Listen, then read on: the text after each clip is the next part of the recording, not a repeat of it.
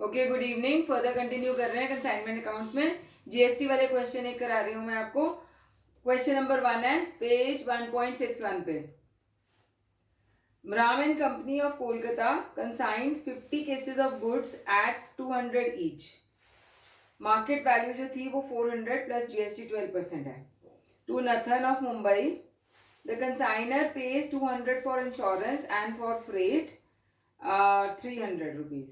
Nathan sent an account sales all being intra-state showing the gross proceeds at 24,000. The expenses paid by Nathan were dock dues 20, carriage 50, warehousing expenses 130. He sent the amount due to the consigner after deducting 4% जिस पे GST rate 18% on commission है। Give general entry in the books of both the parties. पहले general entries pass करते हैं इन the books of Rama and company जो consignor है।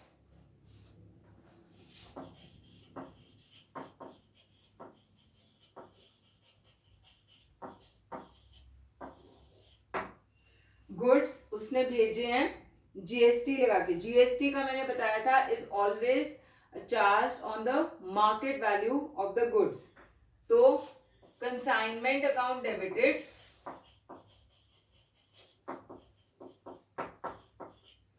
और वो उसका कितना है,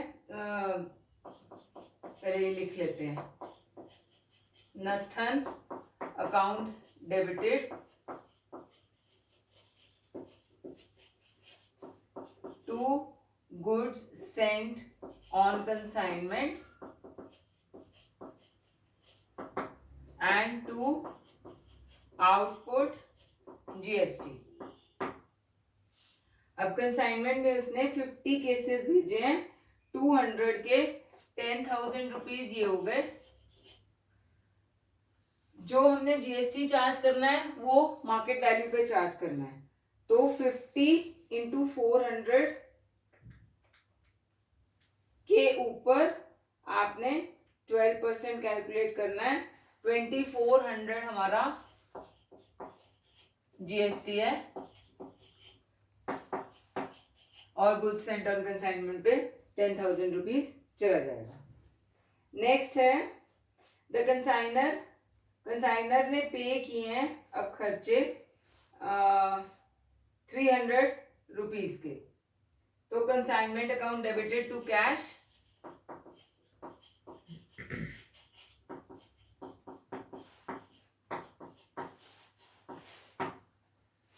300, 200 for this and total 500 है, sorry।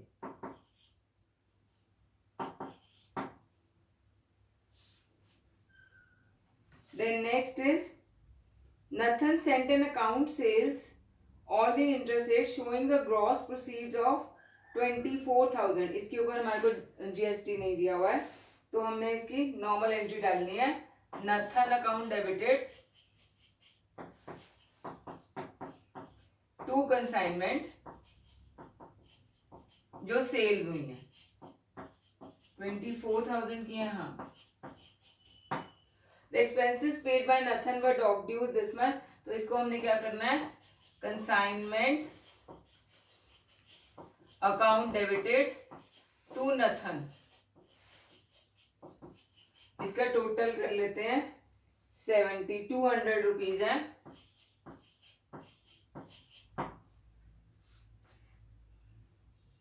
He sent the amount due to the consigner after deducting 4% commission GST जिसके ऊपर 18% है। तो कंसाइनमेंट अकाउंट डेबिटेड इसकी बुक्स में कैसे होगा, consignment account debited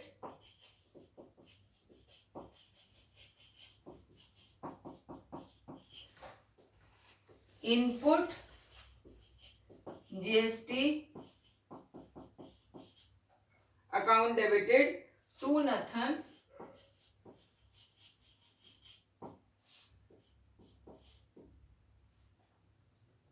total amount से ही आएगा ये नथन को।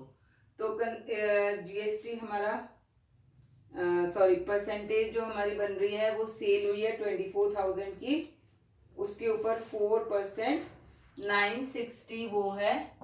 इस 960 के ऊपर 18% कमीशन है सॉरी 18% GST है, 172 या 173 रुपीज ले लो, और ये टोटल अमाउंट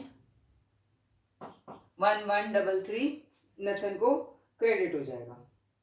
उसके बाद हमारे को पैसे मिले नथन से वापस, उसने amount due to the consignor भेज दिया है डिडक्ट करके। तो उसके लिए हम क्या करते हैं, नथन का अकाउंट बनाते हैं और देखते हैं कि कितने पैसे उसने भेजे होंगे। इसको आप रफ में बना सकते हो। नथन यहाँ पे डेबिट हुआ है 2400 से, उसके बाद यहाँ पे फिर से डेबिट हुआ 24,000 से, फिर क्रेडिट हुआ 200 से और 1133 से।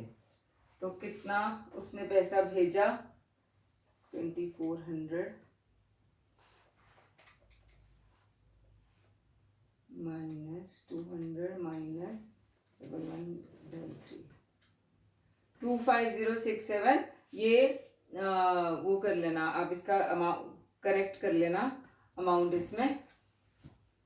तो ये 25067 उसने भेजे। तो bank account debited to Nathan,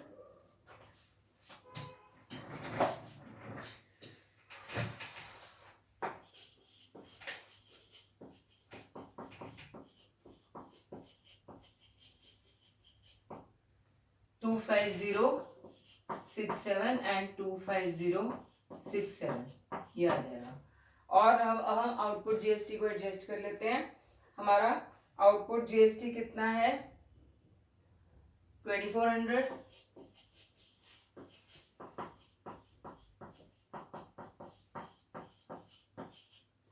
to input GST बस 173 ही है ना, और तो कुछ नहीं है, एंड टू बैंक। तो 2400 माइनस 173 227 ये एंट्री होगी। इसमें हम एक एंट्री और डाल सकते हैं, वो है प्रॉफिट की एंट्री, जो कंसाइनमेंट अकाउंट बना के मतलब हमें पता चलेगा कि कितना है। तो कंसाइनमेंट अकाउंट बनाते हैं रफ में। एंट्रीज देखो इसमें, एक तो 10,000 ये डेबिट हो जाएगा गुड्स सेंट ऑन कंसाइनमेंट का, फिर 500 कंसाइनर के खर्चे, देन सेल हुई है 24,000 की, देन नथन के खर्चे हैं 200 और 960 उसकी कमीशन है। बस यही है। तो इसमें प्रॉफिट निकाल लेते हैं।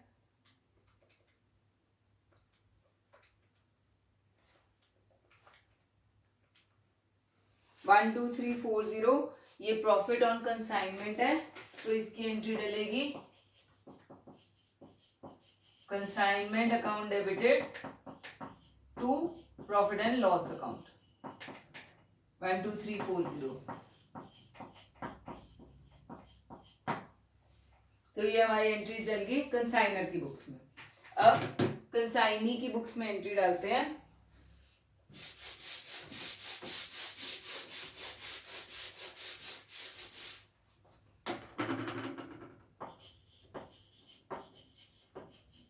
Books of Nathan,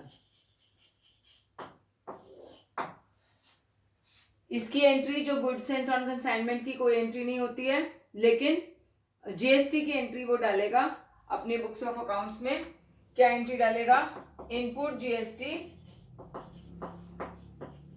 account debited to Ram and company 2400 की ये एंट्री डालेगा। उसके बाद जो कंसाइनर ने खर्चे किए उसकी कोई एंट्री नहीं डलेगी, जो उसने सेल्स करी है पहले उसकी एंट्री डाल लेते हैं। क्या एंट्री डलेगी उसकी, 24,000 की सेल्स है, कोई जीएसटी है उसके ऊपर दिया हुआ नहीं, कुछ भी नहीं दिया हुआ है। तो bank account debited to Ram and company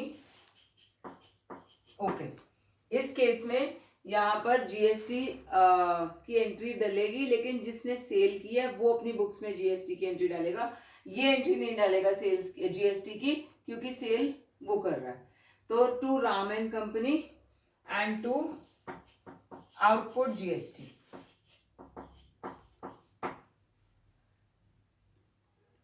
सारी इंट्रा सेल सेल है, तो राम एंड कंपनी को 24,000 तो सेल हो ही रही है, वो जाएगा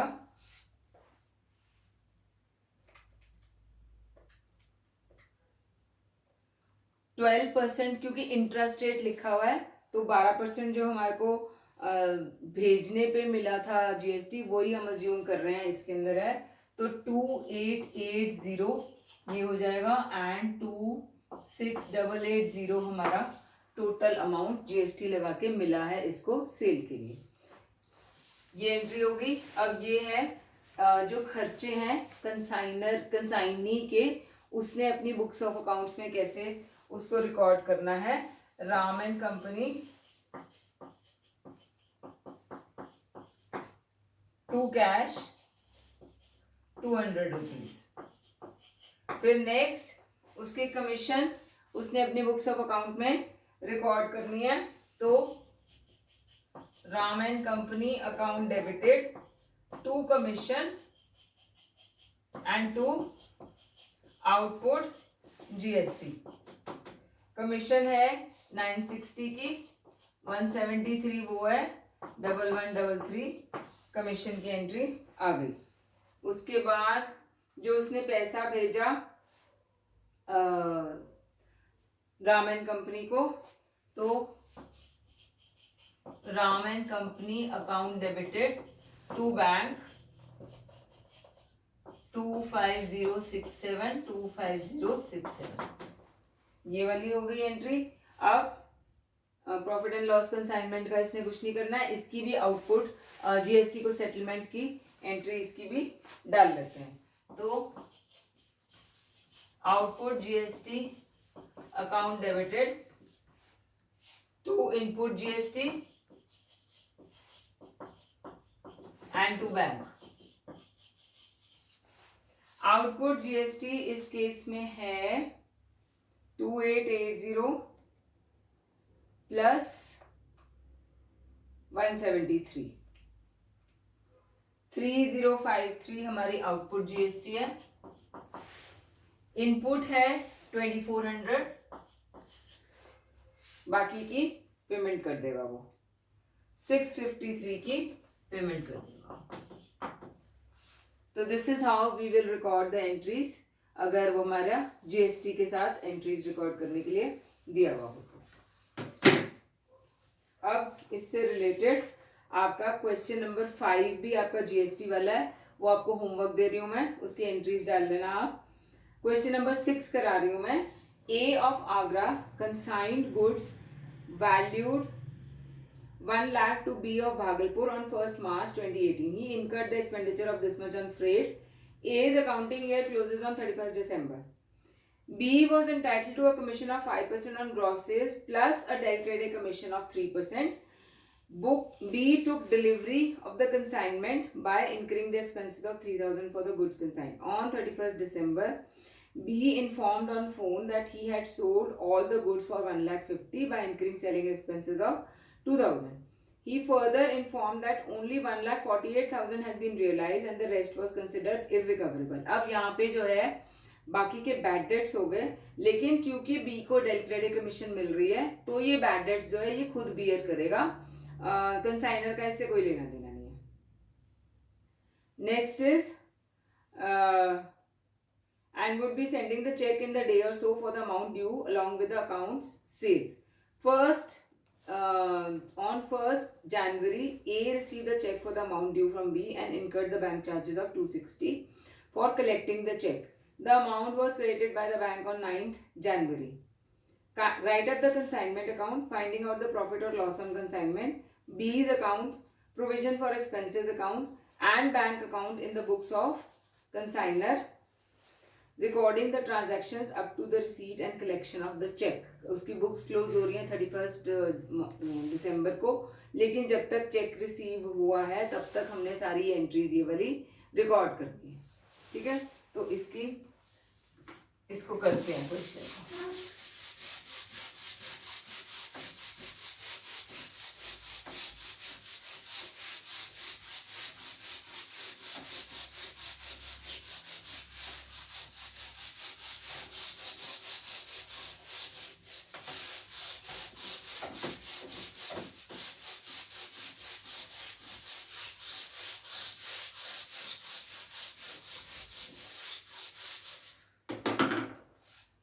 ओके, कंसाइनमेंट अकाउंट बनाते हैं.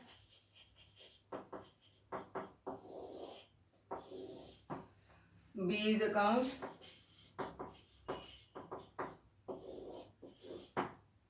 बैंक,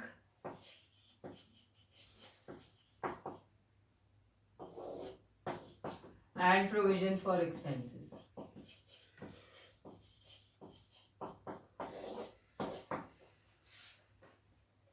सबसे पहले गुड सेंट ऑन कंसाइनमेंट है 1 मार्च को.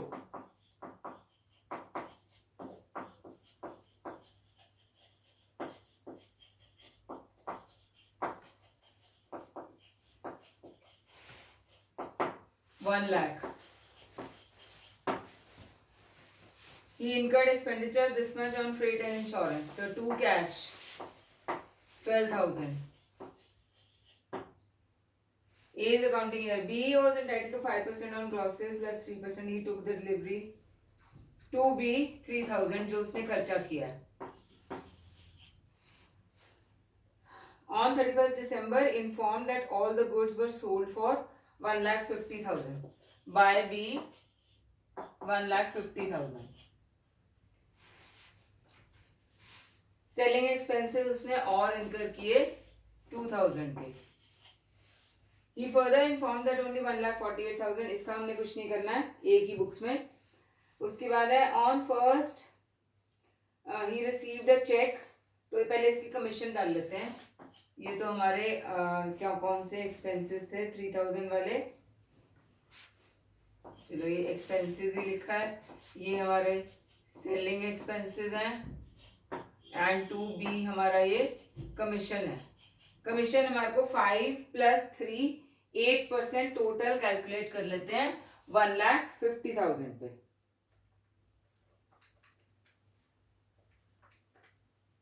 ₹12,000 हमारी टोटल कमीशन आ जाएगी.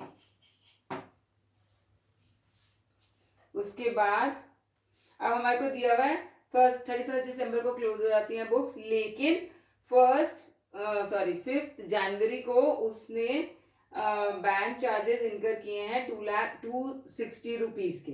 तो ये 31 दिसंबर को हमने इन एक्सपेंसेस की प्रोविजन क्रिएट करनी है.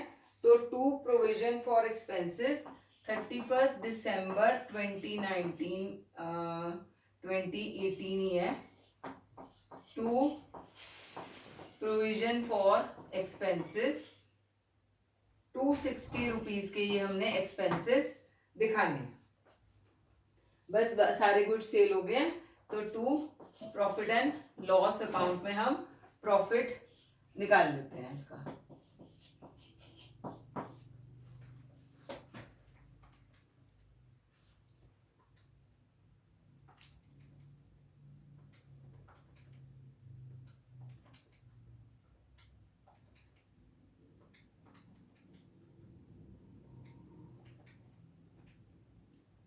$20,740 ये हमारा प्रॉफिट आ गया.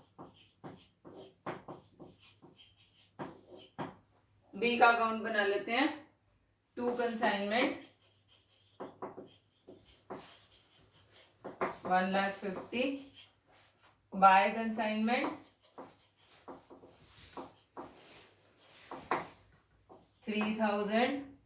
फिर से बाय कंसाइनमेंट 2,000 एंड फिर से बाय कंसाइनमेंट 12,000. बाय बैंक हमारा 1,50,000 माइनस 14, 16, 17,000. 1,33,000 ये हो जाएगा।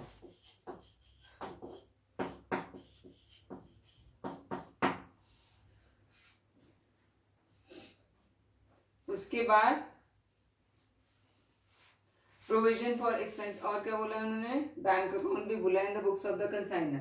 बैंक अकाउंट में हमारा बाय कंसाइनमेंट ये आएगा 12,000 रुपीज, और ये जो आया है बी से 2B 1,33,000, और बाय बैलेंस कैरी डाउन आ जाएगा 1,21,000 हमारा बैंक अकाउंट में कैरी डाउन बैलेंस आ जाएगा। प्रोविजन फॉर एक्सपेंसेस में ये वाला आएगा 31 मार्च को, उसमें 31 दिसंबर को, तो 1 जनवरी 2019 को बाय बैलेंस ब्रॉट डाउन आ जाएगा 260 रुपीज का, और पेमेंट हुई है तो टू बैंक भी आ जाएगा। कब पेमेंट हुई है? 5 जनवरी 2019 को, तो 260 रुपीज, तो ये ऐसे क्लोज हो जाएगा। अब हमने इसका अकाउंट आगे बनाना है, तो 1 जनवरी 2019 को टू बैलेंस ब्रॉट डाउन 1,21,000 है, ये वाला बैंक इधर जाएगा 5 जनवरी को 2019 को बाय प्रोविजन फॉर एक्सपेंसेस 260 का, और फिर यहाँ पे बाकी का आप balance brought down carry down दिखा सकते हो, -260 करके 120,740, ये हमारा अकाउंट क्लोज हो जाता है। तो ये इस तरीके से बनाना है। छोटा सा एक पॉइंट इसमें प्रोविजन फॉर एक्सपेंसेस का था, वो मैंने बताना था। अब नेक्स्ट मैंने कराना है वैल्यूएशन ऑफ स्टॉक। अब अभी तक हमने जितने क्वेश्चंस किए हैं उसमें हमने क्या किया, सारे का सारा सेल कर दिया है कंसाइनर ने, जब तक बुक्स क्लोज होती हैं तब तक। जनरली ऐसा नहीं होता है, जब तक बुक्स ऑफ अकाउंट्स हमारी क्लोज होती हैं या ईयर एंडिंग पे कुछ ना कुछ स्टॉक जो है अनसोल्ड रह जाता है। उस स्टॉक की वैल्यूएशन कैसे करनी है हमने कंसाइनर के बुक्स में, उसको बता रही हूं मैं।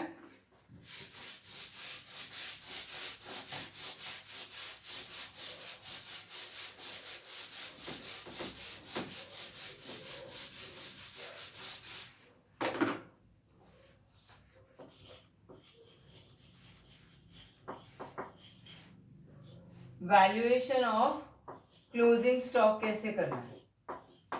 एक तो हमने उसकी कॉस्ट ले लेनी है। कॉस्ट कैसे लोगे? सपोज उसने 100 आइटम्स भेजी हैं और सिर्फ 80 ही सेल हो पाई हैं, 20 आइटम्स रह गई हैं, तो 20 इंटू कॉस्ट जितने की उसने भेजी है वो मल्टीप्लाई करके आपकी कॉस्ट ऑफ द आइटम आ जाएगी, प्लस एक्सपेंसेस, या इसको हम नॉन रेकरिंग एक्सपेंसेस बोलते हैं, नॉन रेकरिंग एक्सपेंसेस, NRE बोलते हैं शॉर्ट फॉर्म में। ये हमने कंसाइनर और कंसाइनर के दोनों के लेने होते हैं। अब कंसाइनर के जो खर्चे होते हैं वो तो हमेशा ही नॉन रेकरिंग होंगे, तो consignor non recurring expenses actually वो होते हैं which are the expenses which are incurred to till the time the goods reach the godown of the consignee। तो जब कंसाइनर वो गुड्स भेजेगा कंसाइनी को, तो ऑब्वियसली जो भी खर्चा करेगा वो फ्रेट, इंश्योरेंस, कैरेज, कोई भी खर्चा है वो सारे करेगा। उसके बाद कंसाइनी क्या है, गुड्स लेगा वहां से, जिस भी ट्रांसपोर्ट से उसने बेचा है उसके लोडिंग अनलोडिंग चार्जेस, उसके फ्रेट चार्जेस, उसने उसका कोई कैरेज चार्जेस, वो सारे वो लेगा टिल द टाइम वो अपने गोडाउन तक लेकर आएगा वो वाले गुड्स। वहां तक हमने सारे खर्चे लेने हैं of both consignor and consignee. अब रेकरिंग एक्सपेंसेस और कौन से होंगे? कंसाइनी के जब गुड्स उसके गोडाउन में पहुंच गए, वो गोडाउन का रेंट पे करेगा, वो उस गुड्स की इंश्योरेंस कराएगा ताकि वो गुड्स खराब ना हो गोडाउन में, अगर खराब हो जाते हैं तो उसको इंश्योरेंस क्लेम मिल जाए। फिर जब वो गुड्स बेचेगा उसके सेलिंग एक्सपेंसेस होंगे, ये उसके रेकरिंग एक्सपेंसेस हैं जो वो बार बार करेगा, क्योंकि जरूरी नहीं है कि एक ही बार गुड्स सेल हो जाए, जरूरी नहीं है कि वो गुड्स गोडाउन में आते ही सेल हो जाए एकदम से, गोडाउन का रेंट भी पे करेगा, इंश्योरेंस भी करेगा, ये उसको खर्चे बार बार करने पड़ेंगे। तो that is why these are recurring expenses, ये हम इंक्लूड नहीं करते हैं while calculating the value of closing stock। तो ये नॉन रेकरिंग एक्सपेंसेस हमने इसमें ऐड करने हैं, तो ये हमारा वैल्यू ऑफ क्लोजिंग स्टॉक हो जाता है। This is how you have to value the closing stock in the consignment accounts. अब इससे रिलेटेड मैं एक दो क्वेश्चंस कराती हूँ ताकि आपको ये क्लियर हो जाए। क्वेश्चन नंबर 7 है, on 1st July 2019, Radio House of Delhi consigned 200 radios to Banerjee Brothers of Kolkata. The cost of each radio was 400. Radio House paid 5,000 for freight and insurance.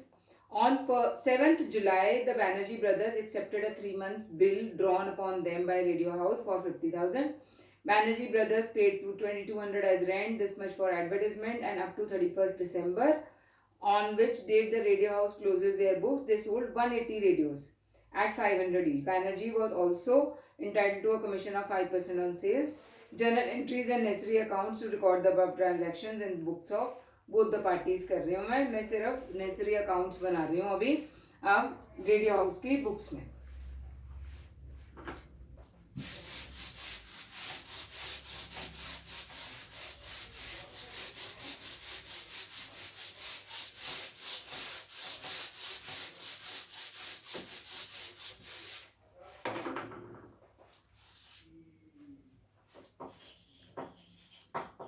Books of radio house,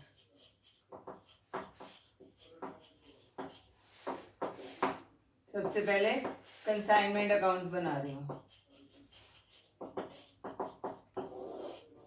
और साथ साथ ही Banerjee brothers account.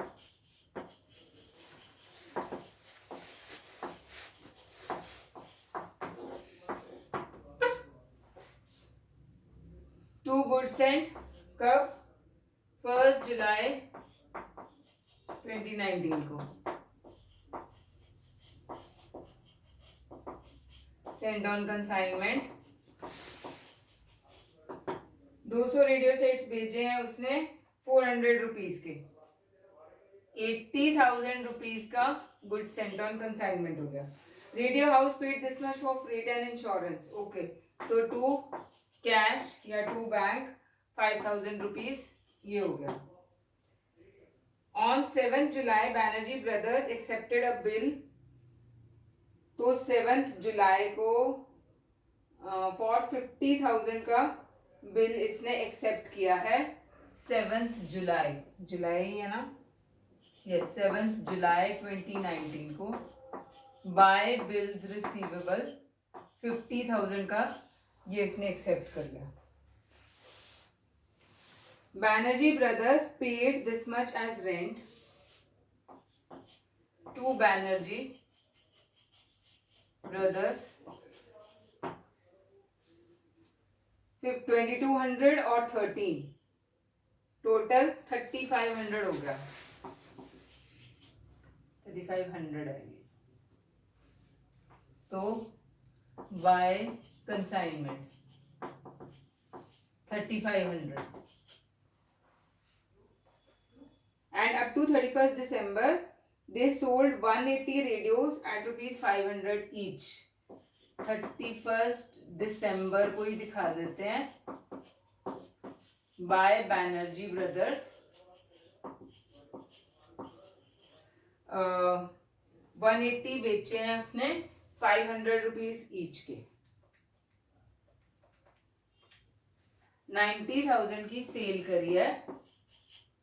यहाँ पे भी 31st दिसंबर 2019 को to consignment 90,000 की ये सेल दिखा देंगे।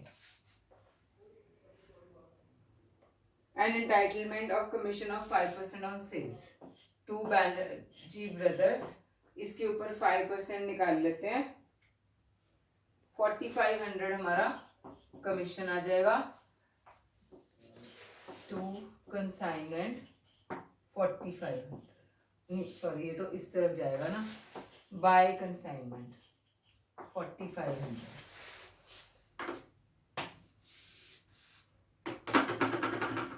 अब हमने वैल्यू ऑफ क्लोजिंग स्टॉक निकाल लिया।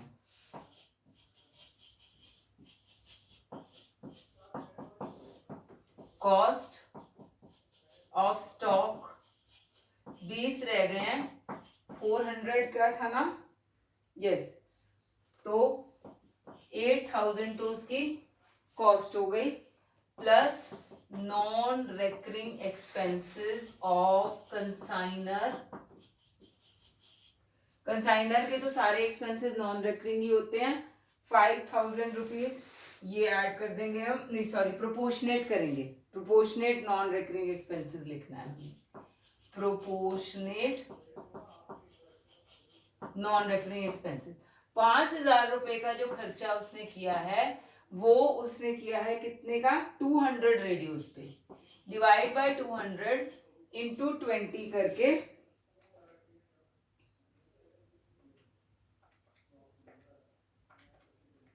500 रुपीज हमारे प्रोपोर्शनेट नॉन रिकरिंग एक्सपेंसेस हो गए। टोटल हमारी कॉस्ट क्लोजिंग स्टॉक की 8500 होगी। अब हमने इसके अंदर non recurring expenses of consignee क्यों नहीं किए, क्योंकि कंसाइनी के सारे खर्चे जो है रेकरिंग है, जो रेंट पे कर रहा है, जो एडवर्टाइजमेंट एक्सपेंसेस हैं, वो सारे these are not the expenses to incurred to bring the goods to the godown, ठीक है, फर्दर सेल्स के लिए है या उनको मेंटेन करने के लिए, तो इसलिए कंसाइनी के कोई खर्चे नहीं थे। ये हमने बाय क्लोजिंग स्टॉक लिख लेना है 8500।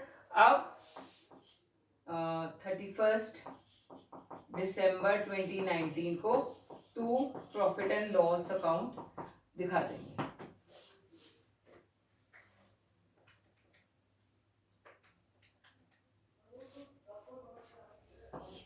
$98,500 हो गया माइनस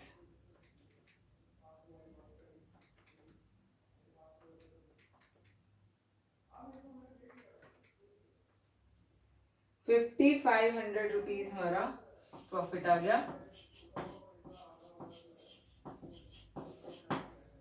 और इसको भी क्लोज कर लेते हैं 31 दिसंबर 2019 को बाय बैंक